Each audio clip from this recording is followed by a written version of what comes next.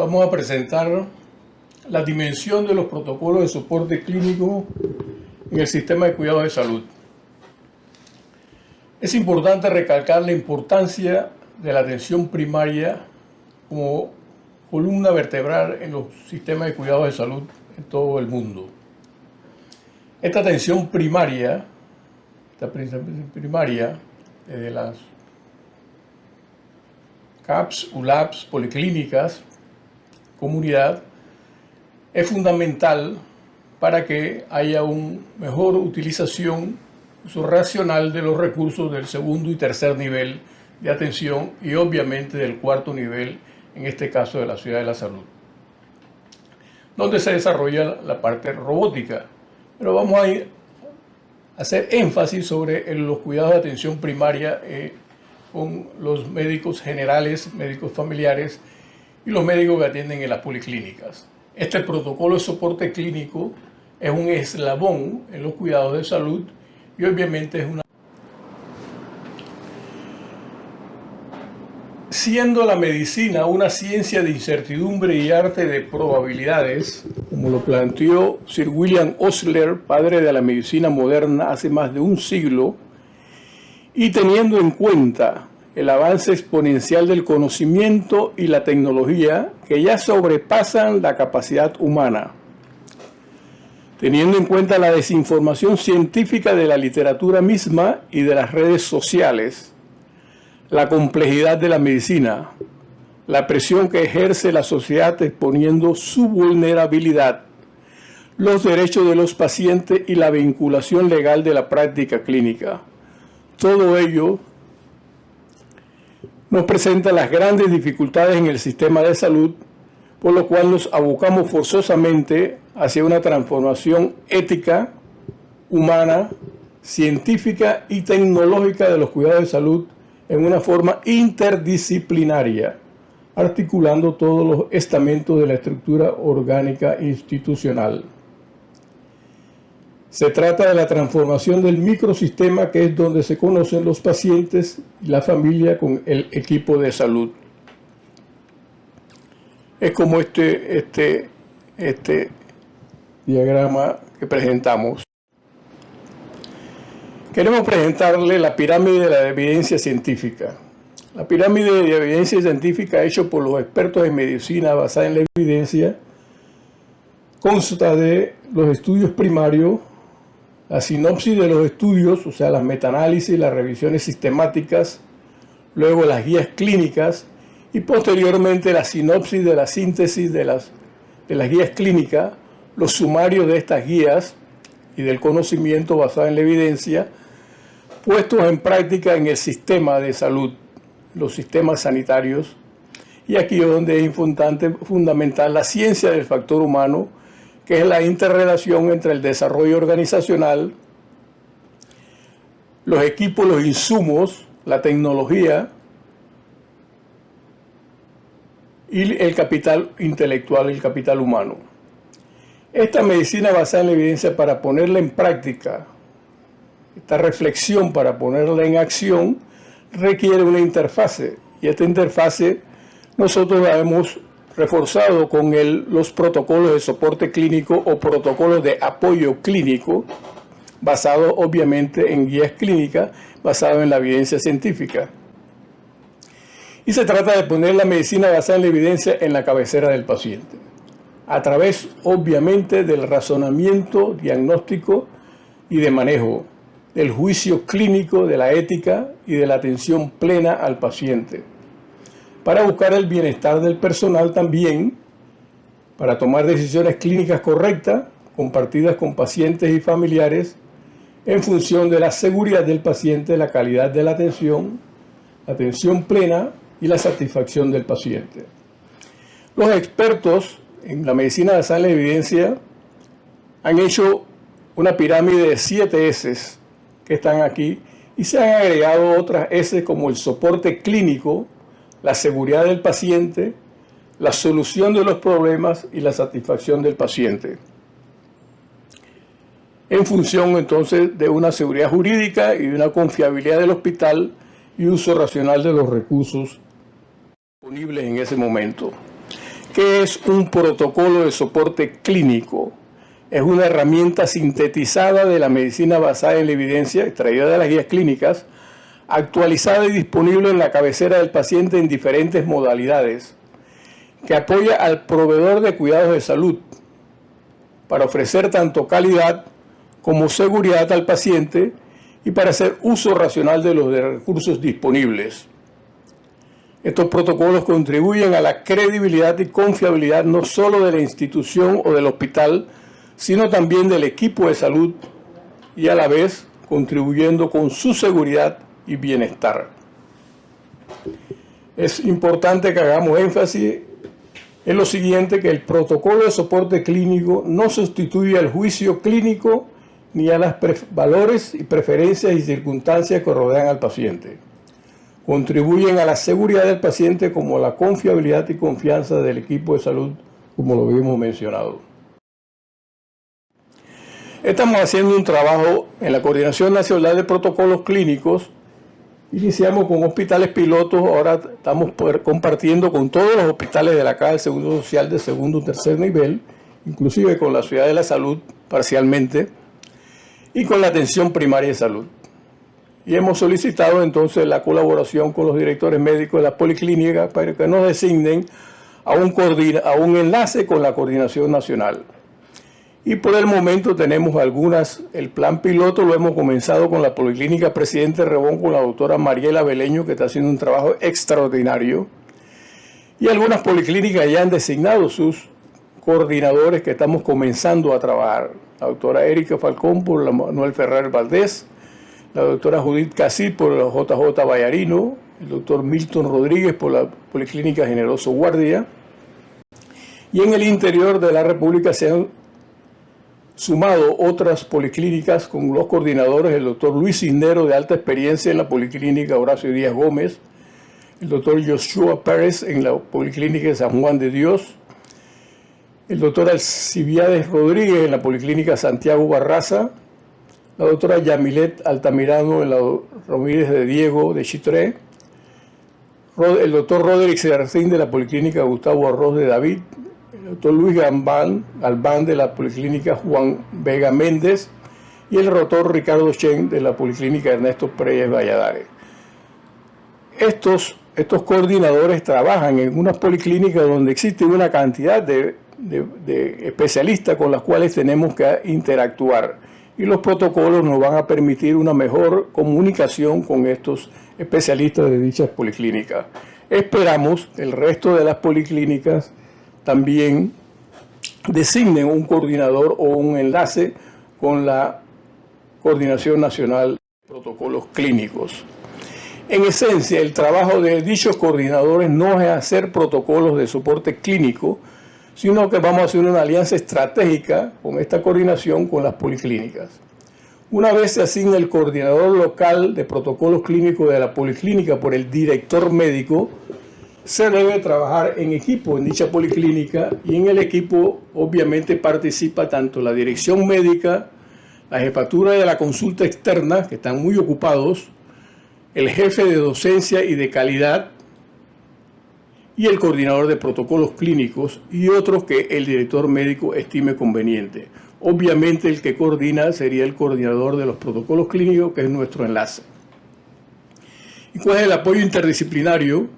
Es a través de medicina familiar en las policlínicas, donde hay médicos de medicina de familia que están muy bien preparados, capacitados y ven integralmente al paciente, con todos los demás especialistas que existen en las policlínicas, con el equipo de epidemiología, de reges, radiología, soporte y apoyo y laboratorio, y otros que existan en la policlínica que sean pertinentes al protocolo relacionado.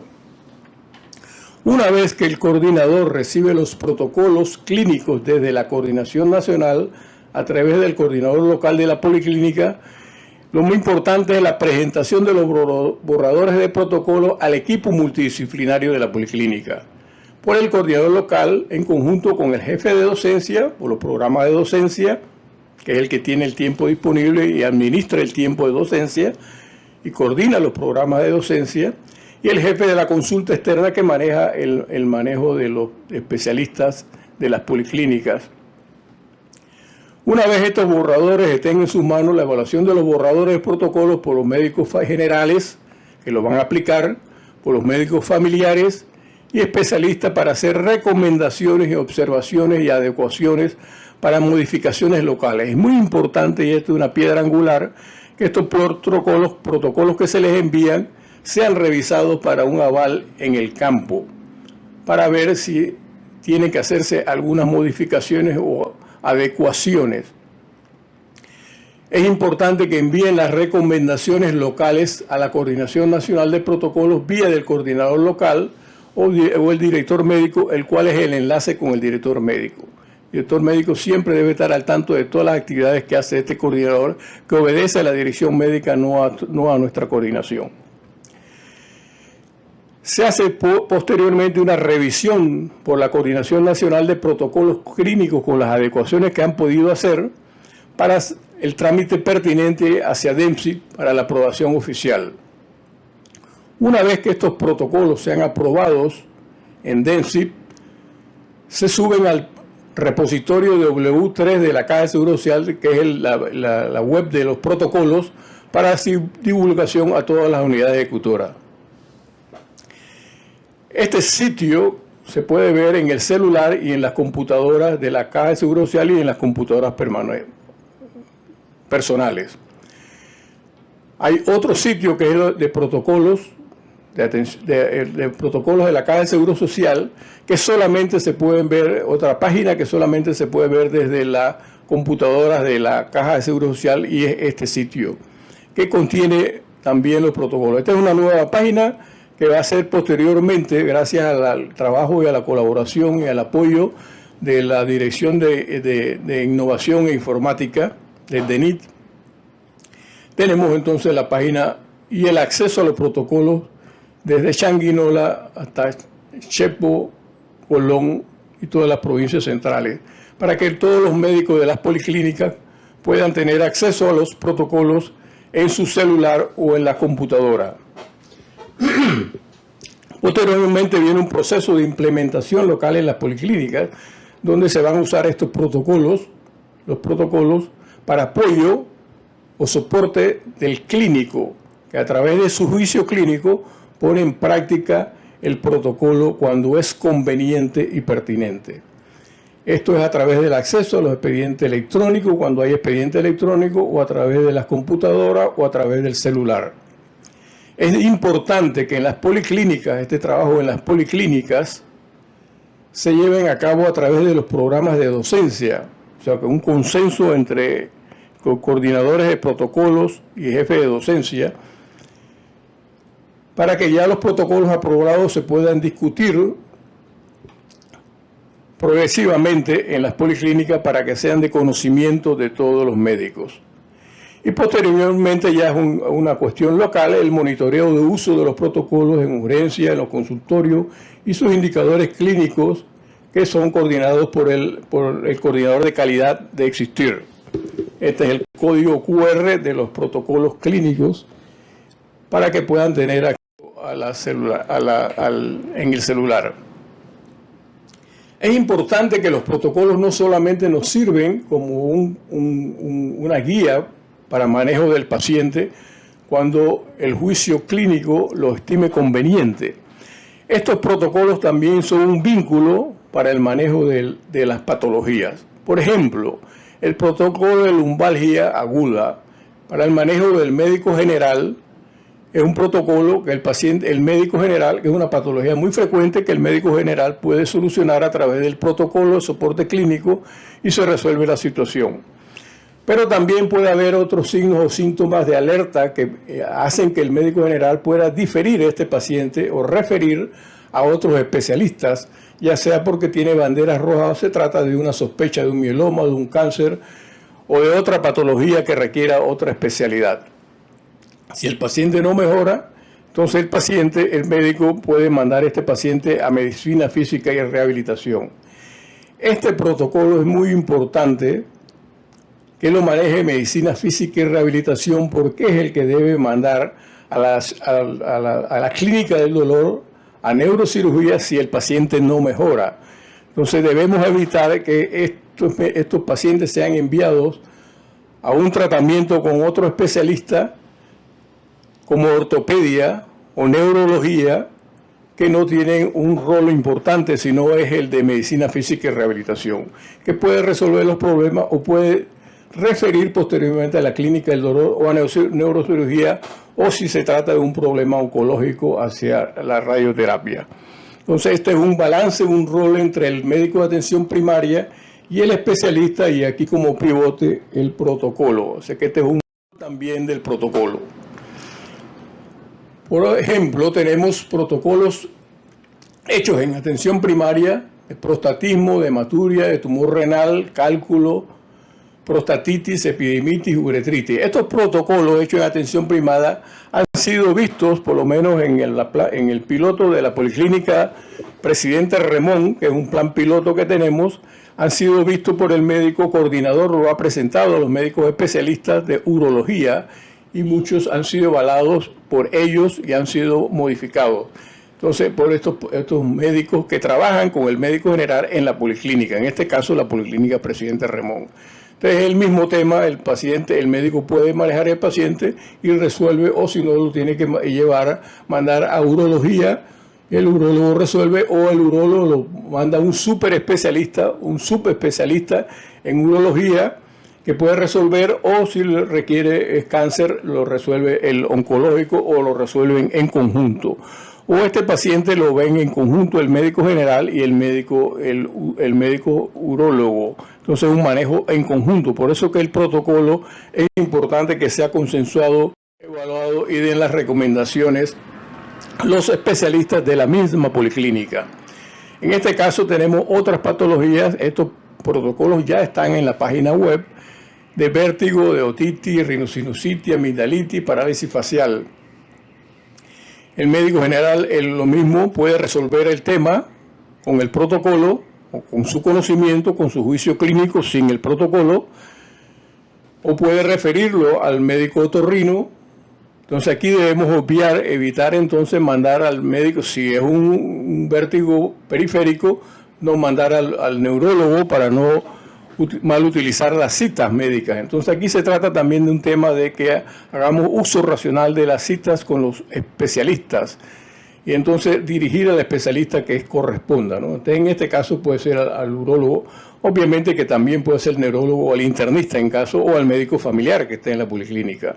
Y es el mismo tema porque este es un engranaje. Aquí para llamarle la atención sobre el proceso diagnóstico. Un protocolo se aplica a través de un proceso de diagnóstico de una patología. Entonces, esto solamente para mencionarle, del Instituto de Medicina de los Estados Unidos, el proceso diagnóstico donde se cometen el 70% de los errores en la medicina. Sé que es importante para la aplicación del protocolo clínico hacer un proceso diagnóstico correcto, que comienza con la experiencia del paciente en el sistema de salud. El paciente ingresa al sistema de salud donde se recoge la información, donde se interpreta la información de la historia clínica, del examen físico, de las pruebas de laboratorio, haciendo uso racional de estas pruebas de laboratorio o de imágenes, para no abusar de estas imágenes o no tener tantos falsos positivos y costos económicos.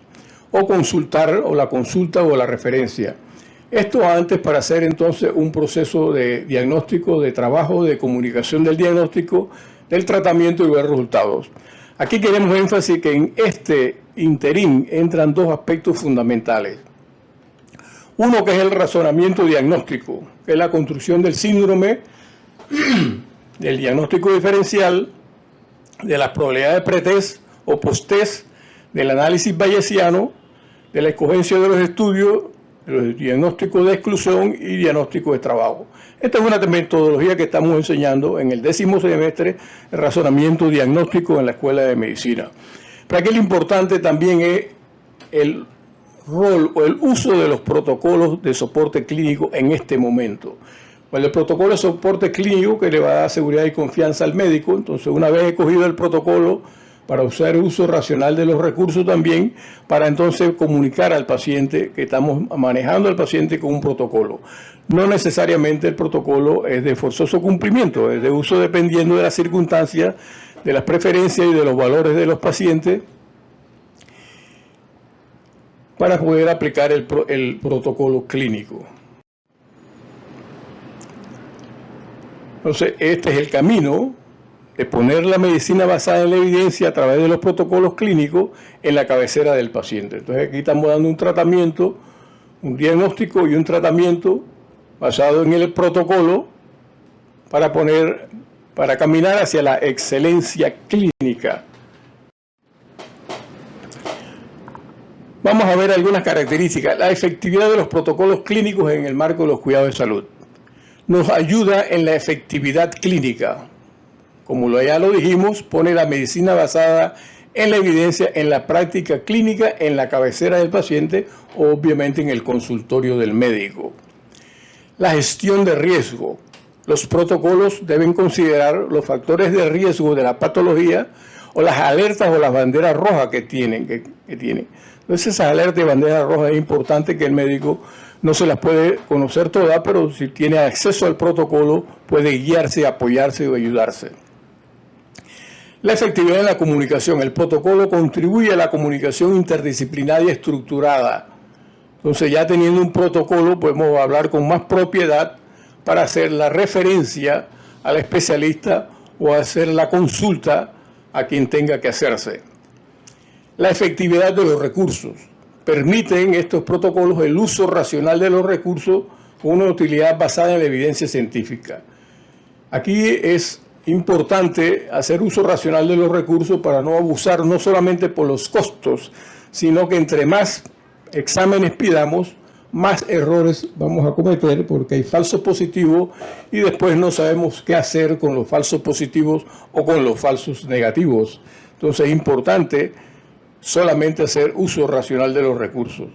La efectividad estratégica. El protocolo es un pivote que permite la interrelación, como ya lo vimos, entre los niveles de atención y un manejo en equipo, un manejo consensuado entre el médico general y el especialista. La efectividad del aprendizaje. Este material nos ayuda porque está basado en la evidencia para el aprendizaje continuo y el desarrollo profesional. Es una síntesis de la evidencia científica. Por ejemplo, las guías clínicas, desde donde se extraen los protocolos, pueden contener 10, 15, 20 o 30 páginas que no podemos leer 20.000 guías clínicas. Entonces, si extraemos una página o 2 páginas de una guía clínica, es un material bien consolidado que nos permite estar a la vanguardia y a estar en la actualización. La seguridad y la experiencia del paciente no se sustituyen al juicio clínico contribuyendo a la seguridad del paciente. Entonces, estos protocolos no se sustituyen al juicio clínico, no se constituyen las preferencias y los valores de los pacientes. Hay que ver las circunstancias en las cuales estamos aplicando el protocolo, pero son una ayuda, un apoyo para la toma de decisiones clínicas. Y permite el uso de la tecnología, ya lo tenemos, los protocolos están en el celular, estamos aplicándoles app, vínculos, vínculos para videos en los protocolos, vínculos para las aplicaciones en los protocolos para ver la fuente principal y para extendernos en la búsqueda de una información que es útil para la aplicación clínica con el paciente. Entonces nos permite también el uso de la innovación y de la informática para la divulgación y la implementación.